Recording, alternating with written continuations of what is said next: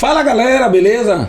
Neycast na área. Pois é, pessoal, mais um, né? Mais um podcast, mais uma conversa, mais um bate-papo.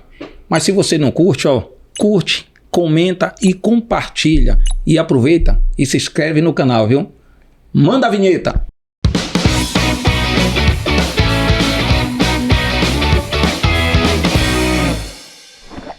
E no episódio de hoje vamos falar com especialista em projetos para o seu supermercado.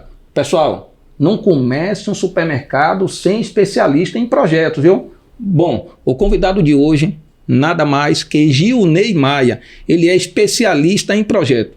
Mas antes que você me pergunte, ele é meu filho também, tá bom? Gilney, é um prazer você estar aqui hoje. Eu queria que você desenrolasse um pouco hoje sobre projetos, né? O que fez você entrar no projeto, e eu queria que você falasse da dinâmica e a importância do projeto hoje para um supermercado. Bom, fala galera, eu sou o Gilney, sou responsável, como o Ney falou, né, pelo setor de projetos da Ney Layout. Hoje a gente já tenho 29 anos com o Ney, sou filho, como ele falou. Mas fazendo projeto vai fazer agora 7 anos, tá? No decorrer desses 7 anos, a gente já fez mais de 500 lojas em todo o Brasil. E assim, lojas de todos os portes, em todas as regiões do Brasil. Vamos lá, Gilney. Qual a importância hoje de um projeto para um supermercado? É crucial para a montagem de uma loja. Por quê? Nós temos 3 etapas dentro do nosso projeto. Primeira etapa é a planta. O que é que a gente define na planta? Os equipamentos da loja. Como é que a gente vai dimensionar a questão de checkout, corredores, como é que vai ser açougue, padaria, ponto. Com isso a gente faz a planta e entrega para o cliente, ele já consegue executar e cotar equipamento. Segunda etapa, a gente faz o projeto em 3 dimensões, que é para o cliente já ter o visual e ver como é que vai ficar a loja dele, a interna, a fachada. Com isso ele já consegue ter também essa visualização. E a terceira etapa é o planograma, no qual a gente define seção por seção como é que vai ficar, entrada, bebidas, o que é que vai entrar no primeiro módulo e assim por diante. Com isso ele já consegue ter todo o planejamento estratégico para montar a loja. O projeto ele vai à planta para o cliente, onde o cliente vai orçar os equipamentos com os fornecedores e em seguida, voltando para a gente começa a dimensionar sobre o planograma. Pessoal, planograma é exatamente colocar as seções e os produtos nos módulos corretos. Então o diferencial hoje da Ney Layout em você fazer um projeto com a gente ou fazer um projeto com o fornecedor é que a gente tem base dos números, a gente tem os dados e a gente tem uma equipe de layout que vai fazer o planograma exatamente com base numa loja dele que já existe e com os números dele. Gilney, hoje você quando faz o projeto do cliente, você tem os números do cliente na mão, certo?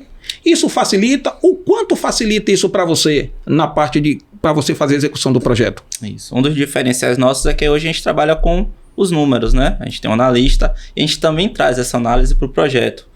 Por quê? Qual a ideia? Que a gente consiga ver como é que está cada setor da loja. Para assim a gente fazer as mudanças necessárias. Vamos ver como está hortifruti, às vezes está precisando ali de um trabalho melhor, um expositor refrigerado, a padaria está precisando melhorar, tem uma mesa ali para ele fazer uma ação de bolos, um festival de pizza. E assim, com os números, a gente consegue ver os pontos de melhoria para a loja. Eu costumo dizer que os números falam e o layout vende. Os números é tão importante que ele entra no início, porque a gente está falando do projeto, pessoal, o projeto é inicial. Mas se sua loja já tiver números, a gente se baseia muito nela, então a gente consegue crescer exatamente onde a loja precisa. Gilney, então esse é um dos benefícios que a gente tem sobre projeto, mas eu queria que você me contasse um caso, uma situação que você não tinha os números. Imagino eu que o dono quer uma coisa, você tem outra como sugestão. Então assim, imaginamos que a loja vai abrir do zero, que não tem dados, não tem números. E aí, como você chega àquele projeto ideal? Me conta aí. O projeto, ele tem também 3 etapas que eu costumo dizer que são importantes, né? Primeira etapa é a gente entender localização da loja, posicionamento. Vai ser uma loja para o público A, para o público B, para o público C. É uma loja que vai vender ali próximo de praia, vai ter uma venda legal de bebidas ou não. Então, primeiro a gente vai posicionar a loja. Como é que tem que ser essa loja? Como é que vai ser a estrutura e até o tipo de equipamento que a gente vai utilizar. Segundo, quando ele vai fazer esse projeto, como eu falei, o equipamento pode mudar de até 50% no orçamento da loja. Então, quando a gente parte para um equipamento padrão A, a gente tem que saber que aquela loja vai estar em uma região que vai buscar esse público. Porque senão a gente pode ter uma diferença muito grande na hora de executar o projeto. Terceiro ponto é a organização, como eu falei na primeira etapa. A gente com a planta, com o planograma e com o 3D, o cliente já vai saber o que vai fazer, já vai saber como a loja vai ficar antes mesmo de começar a execução. Você que é gerente de supermercado, observe como a gente faz a leitura do espaço físico de um supermercado. E essa leitura ela é tão importante que isso leva para sair exatamente do projeto e a gente ter isso como gestão. Porque a partir do momento que você entende qual setor ele tem uma eficácia melhor, qual setor vende mais, por que eu devo crescer, por que aquele setor não tá evidenciando, não está tendo uma venda, né, conforme a meta tinha ali, você com base nos números, você sai exatamente fazendo com que você cresça da maneira correta, da maneira realmente que o supermercado precisa, e não do que o dono quer, e não o que o projetista quer, e não o que o vendedor de prateleira quer vender. A gente exatamente define qual o espaço que vai ter para a mercearia e qual o espaço que vai ter do perecíveis. Pessoal, eu falo dessa maneira porque eu também participo, né, dos projetos que o Junei faz, é em um escritório só, e a gente acaba realmente juntando o planograma, o layout e a execução do projeto. E é importante também, Junei, o nível de conhecimento do cliente, que ele entenda realmente da loja dele para ficar mais fácil para a gente. Não é isso? Quando você pega um cliente que ele não é tão ativo no supermercado, você tem alguma dificuldade em mostrar para ele que é mais importante crescer um setor do que outro, ou ele trabalha muito assim com vaidade. Não, eu quero crescer esse setor por isso e isso. Como é que você lidar com essa situação? Olha, a questão de vaidade vem muito mais das sessões de bazar, por exemplo. Bazar e perfumaria, né? São sessões. Minuto aí. Bazar e perfumaria é vaidade. Então, quando o cara quer crescer bazar, quando quer crescer perfumaria, os números mostram que ele está equivocado. Então fica fácil quando a gente tem a leitura da loja para debater com o cliente. A gente está falando de vaidade, pessoal, mas não é falta de acompanhamento mesmo, é fazer uma leitura equivocada do seu espaço físico. Então, termine aí, Junei. Esses setores são que a gente tem mais dificuldade, porque como a gente trabalha através dos números, né?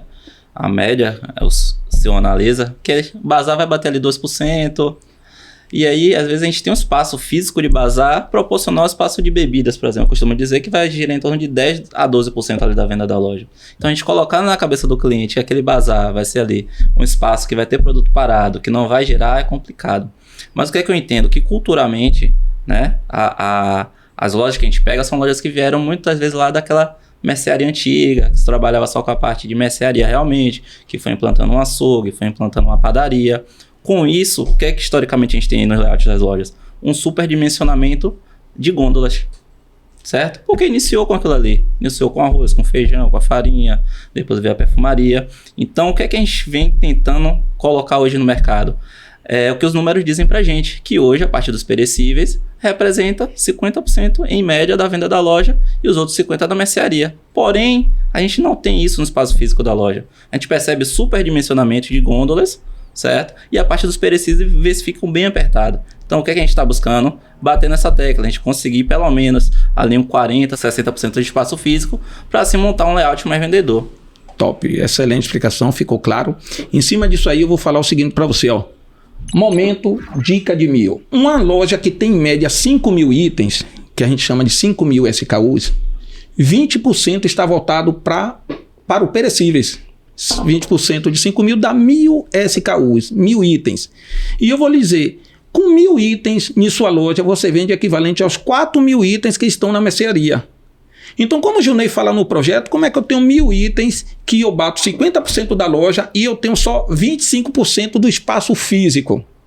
Não bate, né, Junei? Então, a gente precisa realmente deixar o cliente mais à vontade, deixar o fluxo do cliente nos perecíveis. Ele tem que escolher o horti, ele ir para a padaria, ele pega uma fila, ele vai para o açougue, ele tem uma fila. Então, assim, o espaço físico do perecíveis, ele precisa ser melhorado para você dar um bom atendimento ao seu cliente. Mas me diga, você também vai na frente de loja, você aumenta, qual é o ideal? Entrada pelo lado esquerdo, entrada pelo lado direito, ou muda muito isso? Porque hoje, a maioria das lojas, eu até falo que o ideal é que a entrada de loja seja sempre pelo lado direito de quem entra. Mas isso é uma regra que não pode ser mudada ou muda muito? Às vezes a entrada é no centro, do lado esquerdo, do lado direito. O que é que leva até a entrada da loja principal? A regra é que seja pela direita, tem um estudo feito que a entrada sendo pela direita faz com que o cliente busque o lado esquerdo, questão de córtex cerebral, um estudo mais aprofundado. Desculpa aí, viu? Mas assim, tem suas exceções. Por exemplo, loja localizada em esquina, que a esquina é na esquerda. A gente não vai trazer a entrada para a direita para fazer com que o cliente circule mais. A gente tem que facilitar esse acesso do cliente. Assim, entrada de loja é uma questão muito importante. Porque o que a gente percebe muito em lojas? Entradas e saídas não sendo bem definidas. Entrada pelo meio de loja, passa por dentro do checkout. A entrada é muito importante para a gente definir a estratégia da loja. A gente tem que dizer qual é o primeiro corredor que o cliente vai passar. A gente tem que definir o fluxo do cliente. Por exemplo, a gente quando traz uma entrada pela direita, geralmente a gente leva ali a seção de bebidas, lojas maiores, atacadas, a gente tem o costume de trazer ali aquelas exposições mais robustas. E a gente, por regra, a gente sempre leva açougue e cereais, quando possível, né, Ney? Na diagonal dessa entrada. Para quê? Para a gente fazer o cliente circular a loja e ele, nesse percurso ele vai passar pela padaria, ele vai passar pelo hortifruti, ele vai passar pelos congelados para chegar na seção destino. E geralmente ali vai ser os cereais, vai ser o açougue. Então a entrada é muito importante para a gente fazer com que o cliente faça esse percurso. Quando a gente deixa a entrada pelo meio, o cliente entra, simplesmente não passa onde a gente quer que ele passe, vai passar pelos meios do checkout, você já vai ali, vai na padaria pegar seu pão e sai, vai no hortifruti pegar seu pão e sai, sem contar que em lojas apertadas, né, a gente deixa aquele acesso, aquele ambiente de poluído para o cliente. O cliente, poxa, essa loja é muito conturbada, porque não está bem definida entrada e saída. Sem falar na questão de segurança, de controle. A grande facilidade hoje, Júnior, que eu fico muito à vontade em a gente estar pegando projetos, porque a gente pega projetos do zero, mas pega projeto até que vem de arquitetos, até da loja que já fez e manda pra gente dar uma revisada. Mas às vezes tem alguma sacada que a gente dá, que acredite, faz você economizar às vezes até 100 mil reais. Como já aconteceu. Já aconteceu essa economia para o cliente assim, Júnior, saindo de um projeto e indo para outro? Acontece muito. A gente já teve casos, por exemplo, de o cliente sair de uma loja de 300, 400 metros quadrados e querer pular para uma loja de 1.500 metros quadrados. Então, a gente fazendo estudo junto com o Nego, junto com a nossa equipe, a gente viu que não era viável. Nem mão de obra suficiente ele teria nesse caso. E a gente conseguiu montar um projeto, conseguindo agregar tudo que ele queria, aumentar, adicionar os naturais, adicionar um açougue, adicionar uma padaria, tudo bem dimensionado dentro de 700 metros quadrados. Então, imagine o quanto de economia a gente não teve. A gente dividiu a loja em um espaço que ele queria crescer, 3 vezes mais, a gente dobrou o tamanho, porém conseguindo agrupar tudo perfeitamente. Quando você pensa no projeto, você tem que pensar primeiro quantos habitantes você tem, o que você quer crescer e exatamente se aquilo que você tem, pensa em ter em crescimento de venda vai acontecer. Porque se você analisar bem, você sair de uma loja de 300 metros para uma loja de 1.500, você tem que ter público. E se você não tem público, você está fazendo, como diz Peter Drucker, né? Nada é mais inútil do que você fazer eficientemente o que não deveria ter sido feito. E é legal estar falando também que hoje, pessoal, não é só para loja de 1.000 metros, 1.500 metros, 2.000 metros. Antes era até, veja, eu sou de mercado há um tempão, então hoje você que tem seu supermercado de 200 metros quadrados, cabe um projeto para você. Eu acho que a gente precisa realmente otimizar os espaços que tem na loja. Júnior, me diga o seguinte, quais são as medidas mínimas que o projeto, na hora que você está fazendo o projeto, não pode passar, não pode extrapolar? O que é que você tem? Medida dos caixas, corredores? Fala aí. O pessoal sempre pergunta. Quando a gente tem muito espaço, isso não é um problema. Mas em lojas com espaço reduzido, por exemplo, espaçamento entre checkouts. A gente hoje, loja pequena, vai trabalhar ali, loja de varejo, com um carrinho de 55 centímetros. Então a gente trabalhando ali no mínimo com 60, 65 centímetros de espaçamento entre um checkout e outro já funciona. Espaçamento de shake stand para ponta de gôndola. Costumo deixar ali espaçamento para passar 3 carrinhos pelo menos no mínimo, então a gente já vai para 1,80, 2 metros. Corredores, a partir de 1,20 m, nunca menos que isso. Claro que hoje tem casos, né? Hoje já tem carrinhos mais compactos, só que são para lojas bem menores, lojas mais para aquela conveniência, mas tem carrinho até de 40 centímetros que dá para a gente reduzir um pouco esses espaços. Empilhadeira é um outro caso também que a gente tem alternativas. Antigamente a gente tinha que trabalhar o corredor ali de 2,90, 3 metros para conseguir fazer o giro e subir os produtos. Hoje a gente tem empilhadeira que trabalha ali com giro de 2,30 metros, 2,20 m, então a gente consegue fazer as lojas no estilo atacado, com aéreo, mas lojas mais compactas. A gente ganha ali 50, 60 centímetros em cada corredor, já dá para a gente trabalhar a folga outra seção. Eu estava vendo a história do supermercado, que começou em 1953, porque você sabe, antes o supermercado ele era de balcão, né? Então foi o maior sucesso quando abriu o supermercado para o cliente adentrar e escolher seus produtos. Teve uma resistência, foi um caso na cidade isso, né? Em São Paulo. Então o pessoal entrava no mercado sabendo que poderia pegar o produto, botar no seu carrinho. Pessoal, a única constante no varejo, eu vou falar com você, a única constante no varejo são as mudanças. Então, mudar vai sempre acontecer. Então, assim, esteja preparado para elas, porque você vai estar sempre atualizado. Mas foi um processo que iniciou lá nos Estados Unidos em 1916, né? Lá no Tennessee, que só veio chegar aqui no Brasil em 1953. 1953, né? Um supermercado, se eu não me engano, era o Sirva-se. E 1916 para 1953. Pessoal, Ney Layout e Ney Projeto também é cultura, viu? Agora, Junei, eu queria saber se você tem, assim, como mostrar aqui para o nosso público alguma coisa na prática e visualmente, para o pessoal ver o início, o meio e o fim de um projeto. Tem alguma coisa para a gente colocar aqui na tela? A gente trouxe o exemplo aqui de uma loja que a gente fez à distância. Então aqui estão detalhadas as etapas, né? Como é que a gente recebe essa planta? Geralmente a gente recebe as medidas naquele formato ali que vocês estão vendo. Aqui é o prédio, né? Logo no início, como a gente recebeu, o cliente mandou essa foto pra gente, mandou um vídeo fazendo transições. Com isso pronto, a gente vai para a segunda etapa, que é a planta. A partir desse momento aqui, a gente já discutiu as ideias, já dimensionou a loja, questão de corredores, vocês já podem ver ali, espaçamento entre as caixas, tudo mais. Então, 50% do perecível, 50% da mercearia, aquele espaçamento que você falou ali entre check-out. Exatamente. Com isso pronto, o cliente já consegue cotar equipamento, já consegue começar as modificações e a ampliação da loja. Na próxima etapa, a gente já vai ver que o cliente já começou a reformar a loja, já colocou ali as futuras instalações do Nunes. Essa loja é do nosso cliente amigo Matheus, né, lá de Goiás. Então aqui ele já começou a mexer na loja, na ampliação de acordo com o projeto. No próximo slide a gente já vai ver, já criando cara, a fachada. A gente já criou uma ideia para ele ali de frente de loja. Pode ver ele já montando a estrutura, os equipamentos já chegaram. Na próxima etapa a gente já vem com o planograma, que é o quê? Setor por setor como vai ficar. Então a gente tem ali bebidas, sobremesa, biscoito, matinais, limpeza, perfumaria. Então, aquela planta que a gente pegou no início, agora a gente já tem o planograma pronto. O cliente já vai conseguir layoutizar a loja. E é bom salientar, pessoal, que a gente tem um profissional só para os planogramas. Então, hoje termina o projeto, sai da mesa do projetista, vai para a mesa do pessoal do planograma, onde a gente entra também, tem um encarregado hoje só de layout, só de planograma, e a gente faz exatamente essa marcação, dizendo onde é bebidas, onde é que vai ser sobremesa, onde é que vai ter biscoito, onde é que vai ter matinais, top. Isso vai para o cliente e depois, Junei? Depois é a hora de inaugurar a loja, né? A gente vai ver no próximo slide aí o projeto, como é que ficou, e aqui é um videozinho da inauguração da loja, lado a lado. Aí é o resultado final. Isso. Top, parabéns, cara. Show. A satisfação do cliente aí com essa loja, hein, Junei? Foi espetacular. Aí não é um projeto, né? É a execução de um sonho, né? E se você sonha, aliás, não, se esse projeto tá aí, em tua mente, a hora de tirar é agora. Traz pra gente, vem aqui pra Ney Layout, que a gente vai fazer o seu sonho virar realidade com a Ney Projetos aqui e Ney Layout, porque é um pacote só, viu? Você compra o projeto e você já leva o projeto e o planograma juntos. Pode ser de qualquer parte do Brasil ou fora do Brasil também, viu? Um abraço, espero vocês. Bom, Junei, ficou claro para mim, mas me diga, quando você termina o projeto, o cliente vai até você, o que é que ele mais busca quando termina o projeto? Olha, eles têm muita dúvida na questão do piso. Né? Qual o melhor piso para minha loja? Qual piso vai ser mais resistente? Vai aguentar o tráfego ali de empilhadeira, de carrinhos, de fluxo de cliente? E a gente hoje indica muito piso de granito. Se tratar de um piso resistente, uma pedra natural e que tem um custo de implantação baixo, né?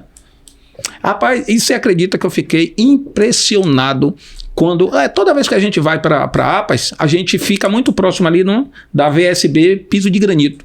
E eu fiquei impressionado com o custo desse produto.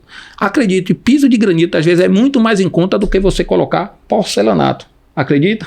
Tratando-se de piso, eu recomendo o VSB piso de granito. Além de ser mais resistente, melhor custo-benefício, sem contar que traz um requinte diferenciado para as lojas, né, Junei? E o melhor preço do mercado, né? É o melhor custo-benefício. Então, pessoal, se liga aí, VSB, piso de granito.